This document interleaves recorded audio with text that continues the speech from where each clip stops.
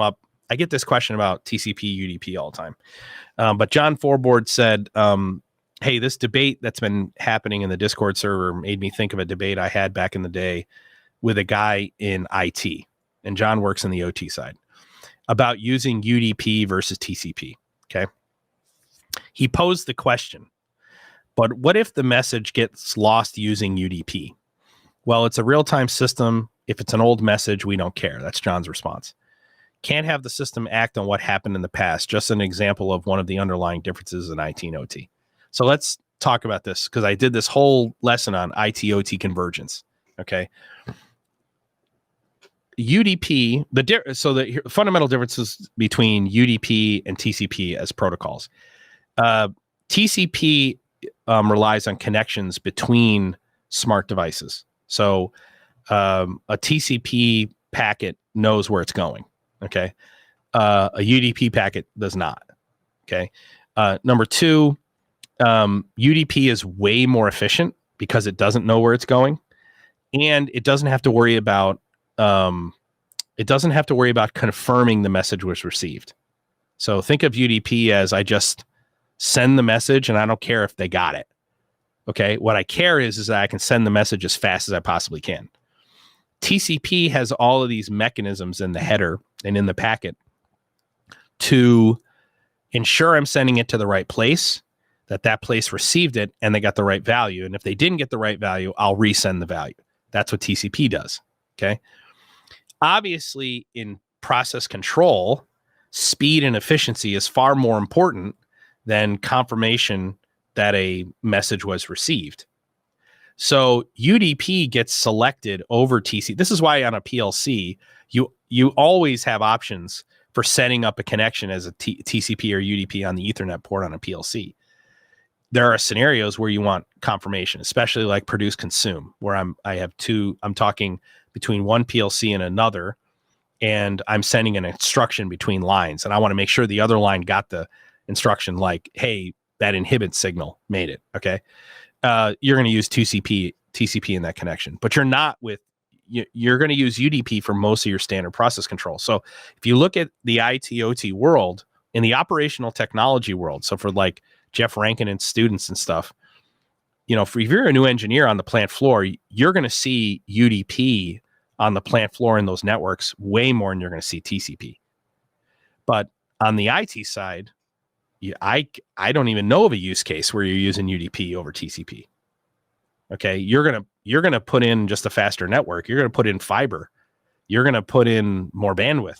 You're gonna put in a bigger core so that you can get all the benefits of TCP. And so when you're converging IT and OT infrastructure, so not just the data itself and the information, but the IT/OT infrastructure, you have to account for the fact that the underlying elements are going to sometimes be different. And on the OT side, you deal with UDP connections far more than you do with TCP.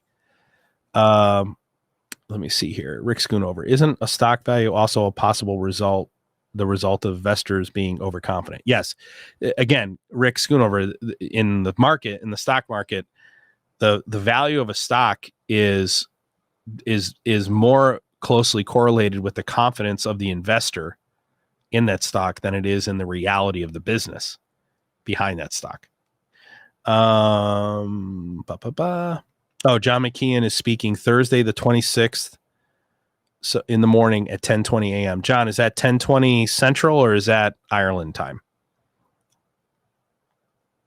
Rodolfo Ochoa, TCP UDP decision doesn't relay on these things, relays on your real-time requirements. Oh, I think he means rely. So TCP UDP decision doesn't rely on these things. It relies on your real-time requirements. Agreed. Definitely on the OT side. The OT network is generally owned by controls engineers. It's not owned by the IT department. Why? Because the IT department is going to apply different rules in building the network.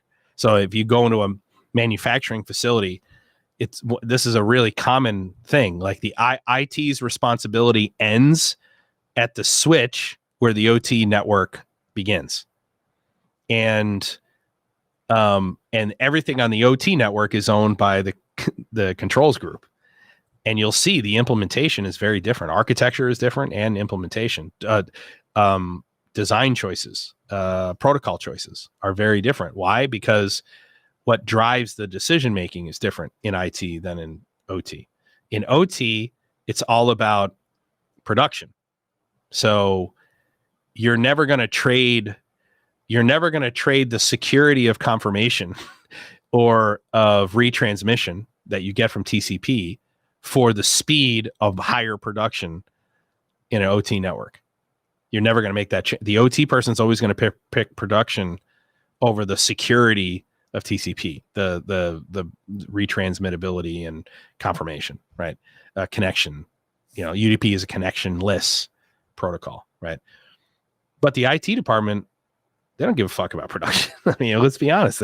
That's not what they care about. Security and compliance, right? That's their primary motivator.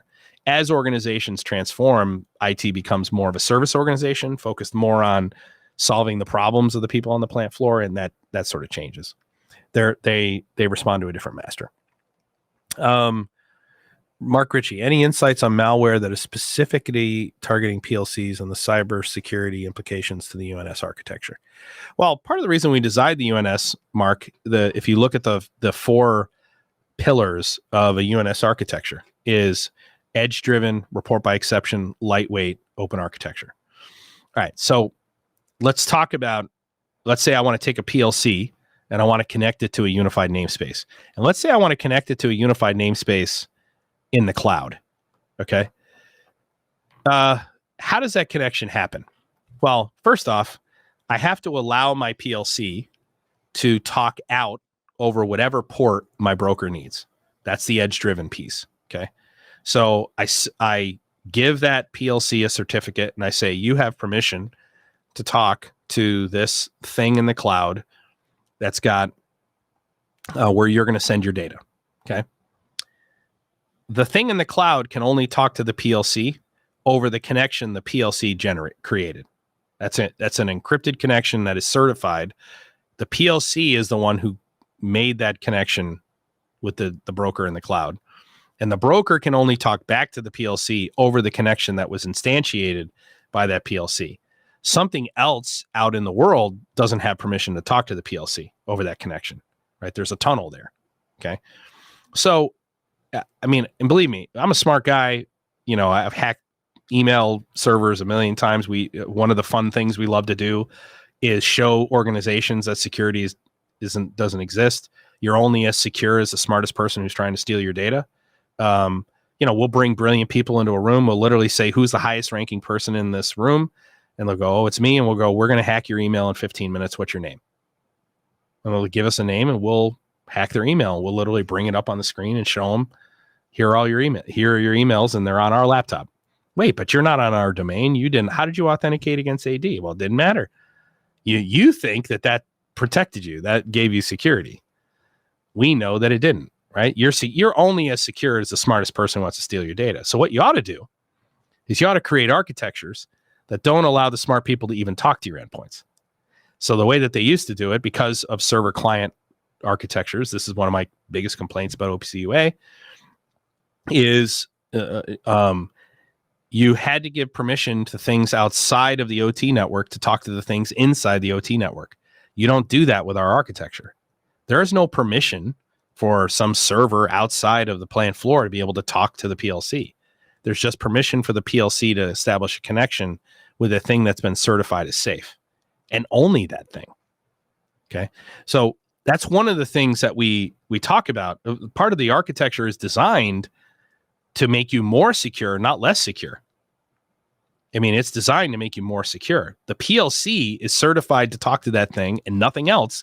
And there's nothing outside that has permission to talk to the PLC. Moreover, it doesn't even have access. There are no inbound ports opened at all. So the only way you'd be able to talk to that PLC is through an encrypted tunnel. And I want you to show me how to do that. All right. Hopefully that helps.